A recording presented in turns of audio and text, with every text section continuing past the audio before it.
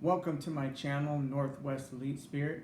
I'm Coach Brian, and I just attempted the BURT 100, which is a 100-mile course in Bainbridge Island here in Washington State. You have the option to run one lap, which is 35 miles, 2 laps, which is 70 miles, and 3 laps, which is 105 miles. For me, there was a total of 7,600 feet of vertical. It's 3,800 per lap. And I was invited there to try for the 100. I did try it for the 100, but I only made it to the 70-mile mark. And I want to share with you my experience. So right away, I woke up around 4:30, and I got some water, got a cup of coffee, and ate a little bit, and headed out. I think, what is that? Out to I-5, up to 3, over to 305, or no, over to I-5, up to 16, over to 3, up 305, and then we're in Bainbridge Island. And Bainbridge Island's a pretty neat place. It's got a storied history. There were a lot of first generation Japanese there back during World War II, and there's a lot to learn about that history. There's a museum there you can go to, or you could just look it up online. Just Google the history of Bainbridge Island. Not just the first generation Japanese, but even before them and before Europeans came over. It's a pretty beautiful area.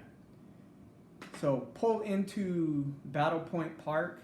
Again, a nice park. It's got a coastal Salish style headpiece, which is like the centerpiece for the little kids park there. People playing pickleball. Pickleball seems to be like a big deal in that area. So get there, I start changing, getting everything together. I run into another runner and ask him if I'm in the right place, and he says yeah. Finish changing and walk over to where we're gonna meet for the rules meeting, the race meeting. And I run into my friend Steven. He's the one who hit me up and invited me there. He was the only one who was going to be attempting the 100, and he wanted some company, and we had talked about getting in some miles together, and we never really got around to it. So see him, and he's like, what do you need? You need some snacks, you need this, you need that, I got this, I got that. Like if you're in the ultra running community, you know how it is. Everybody's very sharing. No, I don't need anything. And I just ask him some advice, and he tells me that just take it easy, don't worry about going fast, just use it to learn and have fun and try to finish. And so that's how I took it. Had one other friend that signed up but was having some back issues and didn't want to attempt it. And once I was there, I think it was a good idea for him to not tempt it if he was having some issues. Ended up talking to a local couple, invited us over afterwards, to come take showers and whatnot. They were very excited to be involved, and just the whole community that was around there was excited to be involved. Met with the Bainbridge Island newspaper, somebody from the newspaper, a very smartly dressed and quirky young lady, very in a good way. And she asked me a few questions, and basically I just repeated what Steven told me. I'm out here to have fun and to learn, and I'm going to try to get in some miles with him so I can learn from him. So line up. I think beforehand we get a group photo for the newspaper or for whoever, and then we first we do the meeting, and I won like some cookies and a gift card. The cookies were very tasty. I'm not one of these people who's like gonna save tasty cookies forever. I need calories and so those things are getting eaten, and if they're good, I'm gonna, share them with other people. So, got some really neat cookies, got a gift card, and then we line up for a picture before, pre-start picture, get to the starting line, and we go. I don't remember how many miles the hundreds were out together, but we were together for a short while. And then the youngest among us, there was a young kid who showed up. Young kid, I'm 45. I don't know how old he was, but he's young compared to me. And Steven and I are like talking as we go. Steven's in the lead most of the time.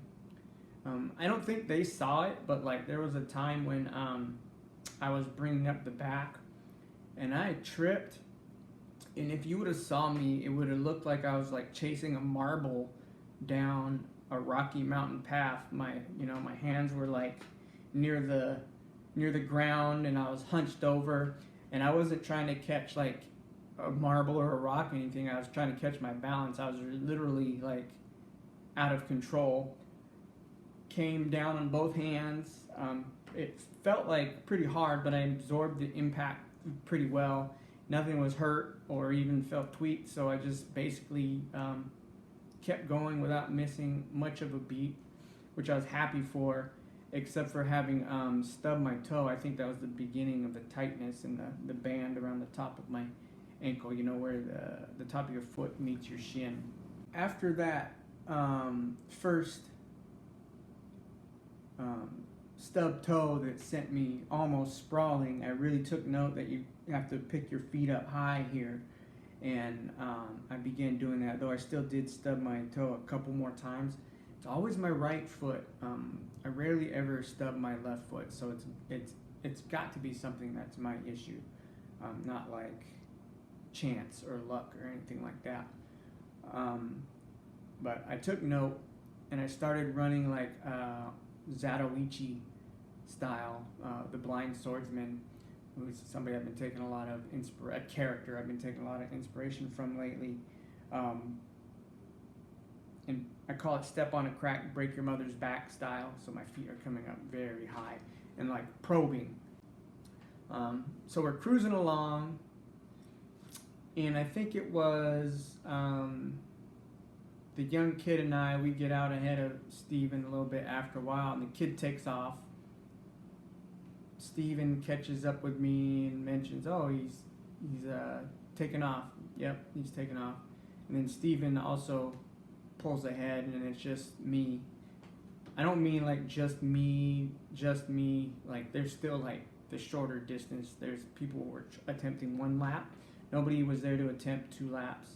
A lot of the people that are attempting one lap were still around. So, I'm cruising along. I'm having fun. The hills are kind of, they're kind of a push, but like, it doesn't feel like too hard of a push. Eventually, I heard we were gonna get our feet wet, and I never got. During the daytime, my feet were never in water. There was a couple little puddles, but they were easy to avoid. Some people got their feet wet there. Eventually, I catch up to Steven as he's coming out of the first out and back. So I catch up to Steven as he's coming out of the out and back on Veterane Trail, which is almost a mile long, and it gets kind of steep at the bottom, but not too steep. It's another deceptively hard section. And I see him, and I ask him, I was like, how do you feel about your pace? And he's like, I don't care, I'm just here to have fun and see if I can finish. And I said, okay, but since this is my first 100 attempt ever, what advice would you give me about my pace? And he said, you're moving way too fast. And I knew that. I knew that was a thing. Because, I don't know, like, it's hard, but it's so fun that you fool yourself into thinking that, or me, like I was fooling myself into thinking that I could keep up this pace because it was so fun. But also in the back of my head, I knew that I should slow down. And so I took his advice and I slowed way down, even though the starting or the line for the next lap was coming soon. I slowed way down. And then I made it to the finish line for finishing the first lap. And I was feeling really good. It was like 9 hours, 30 minutes. Feeling good. Lois was there to help me out. And she gave me like hot cocoa and soup and broth and filled me up on all kinds of stuff. Started throwing stuff at me, gloves for the nighttime, puffer for the nighttime, heat pads, thermal underwear. So I get all bundled up. She offers me sticks or poles, and I decline, and I have to, and then I head out. So as I'm heading out, and I get to the very first hill, I regret declining climbing poles. And then I even begin to think that I maybe should have had them the whole time. Because if I got to do this twice more, like, it would have been smarter to not wear myself out less coming into this lap. So I'm going on, bundled up, and I'm moving okay, but I'm moving very slow because it's, about to get dark. And my glasses fog up in the dark, and when there's mist in the air too, like there was mist there, like sticks to my glasses.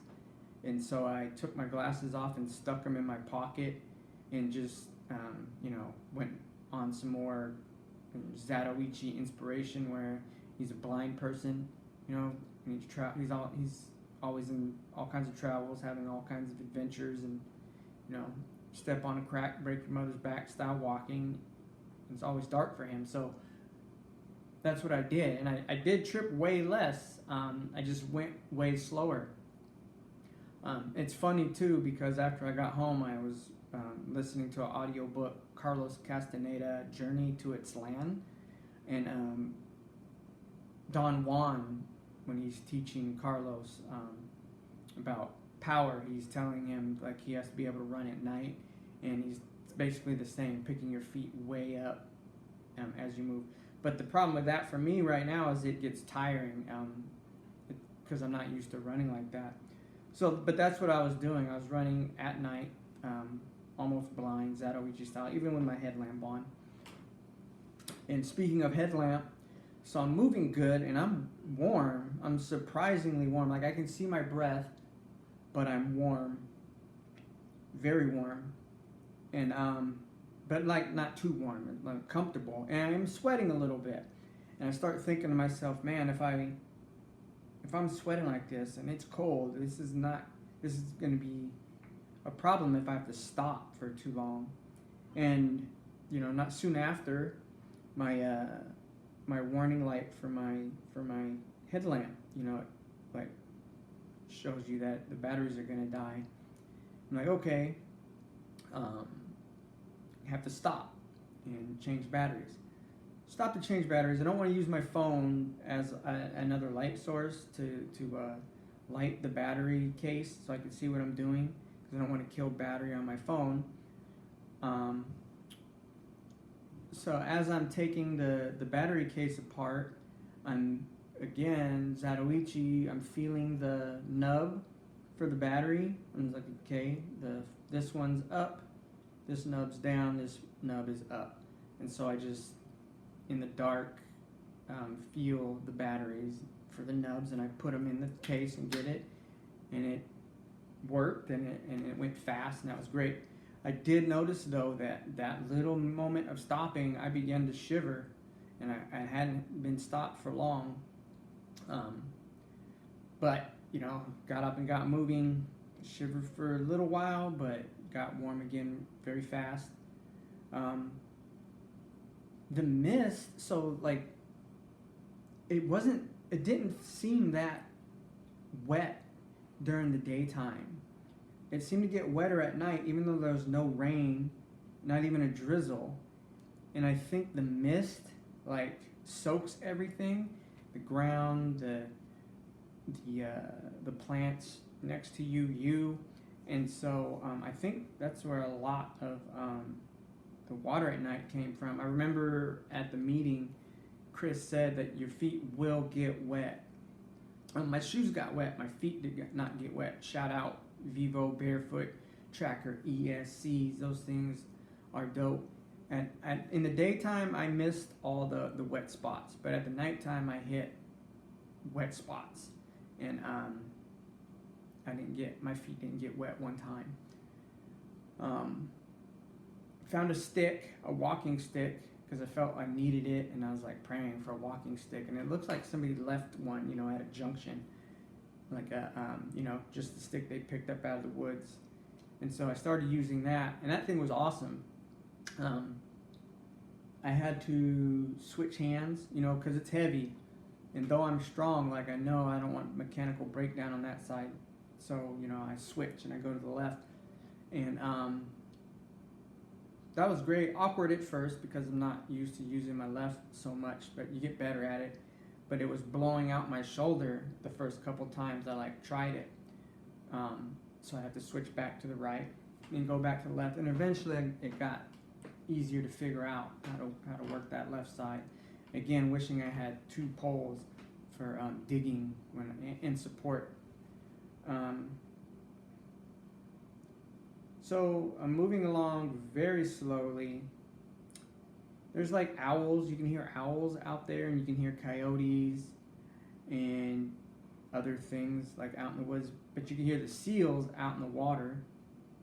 And it's the course is really interesting. You're like crossing through people's private property, and the great thing about that is it's not like, I don't know. It's like their yards are beautiful. There's architecture, and there's art, and there's, they take pride in how they light their landscaping and things, and the buildings are beautiful. Cool cars everywhere.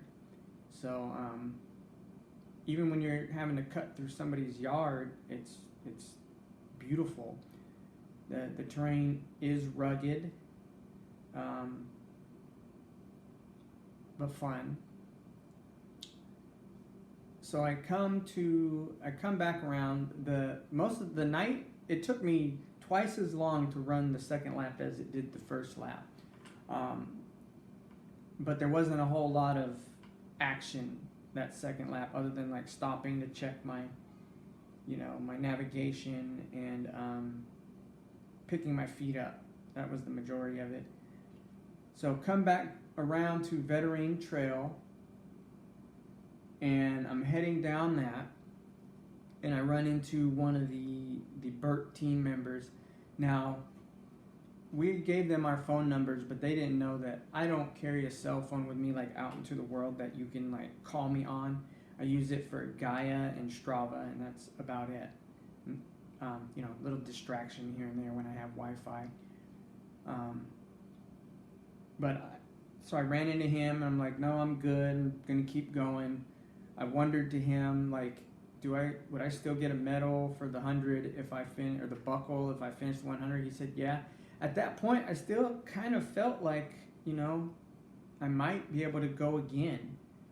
But then I headed down Veterane, came back up, and I was like, man, that was kind of hard. Got up to the second out and back.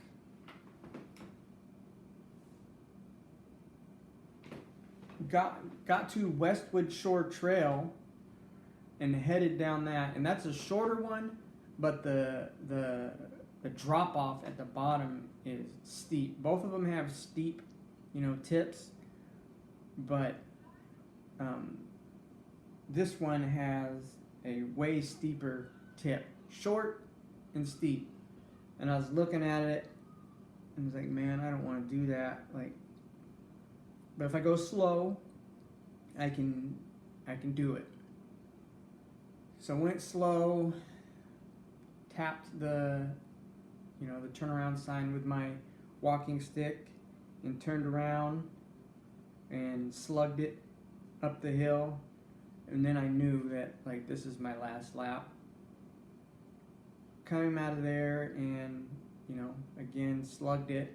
And I ran into another Team BURT member. I can't remember his name. He was a really interesting and nice guy.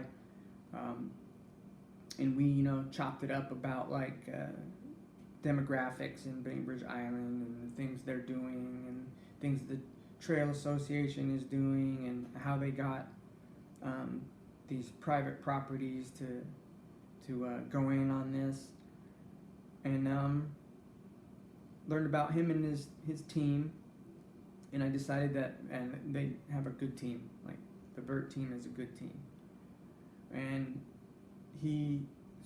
but when I meet him, he says, hey, how you feeling? And I'm like, I'm tired and I'm worn out. No weird, like, pains, no injuries, just going slow. And he asked me if I want to ride to the finish line, and I declined.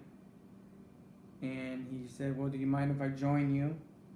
And I said, as long as you don't mind going very slow, yeah, let's do it. And so we began walking very slow towards the finish line.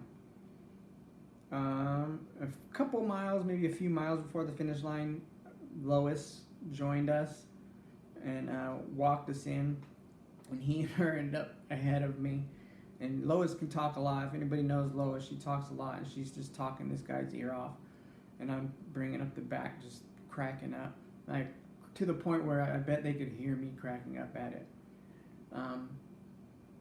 And we slow chug it, and then to remind me that it's the right fork for the finish line, not the left fork.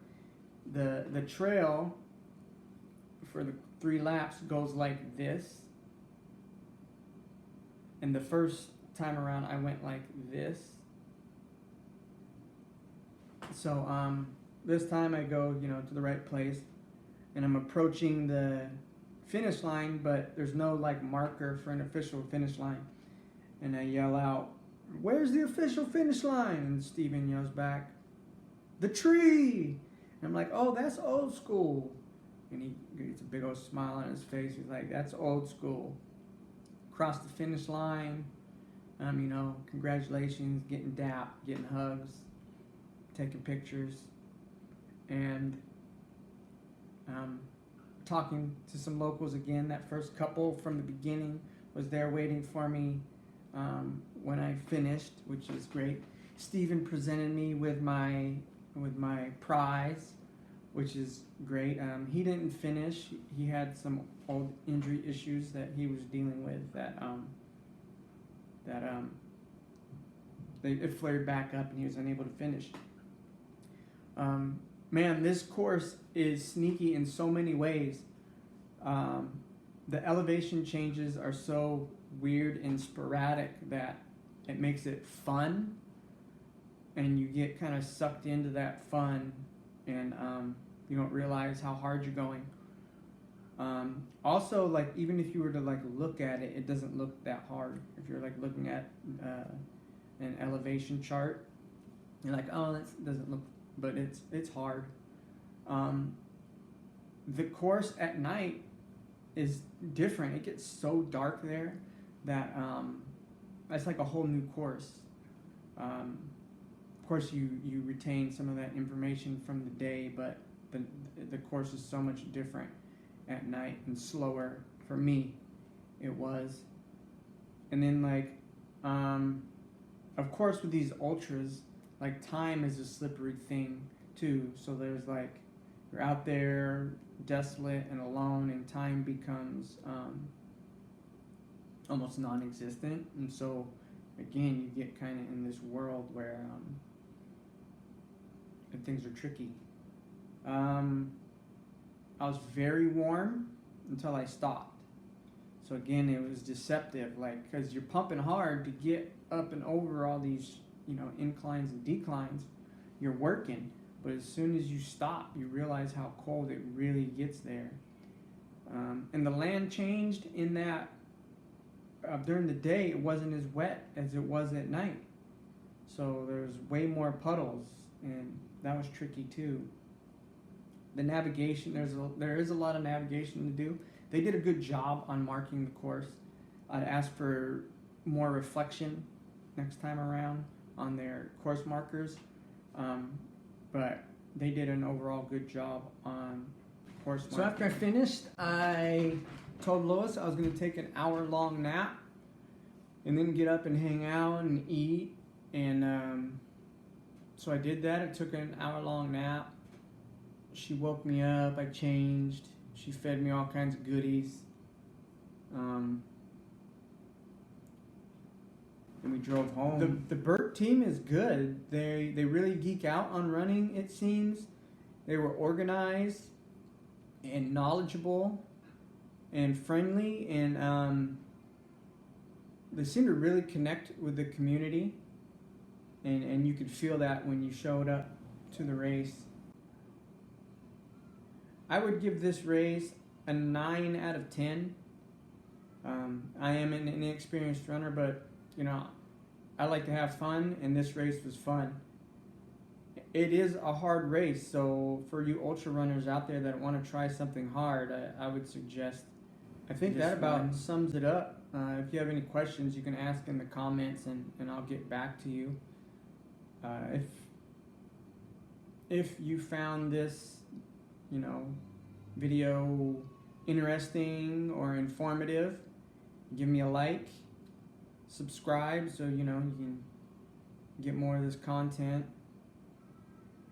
Share it with your friends, your ultra runner friends, and subscribe. Thank you.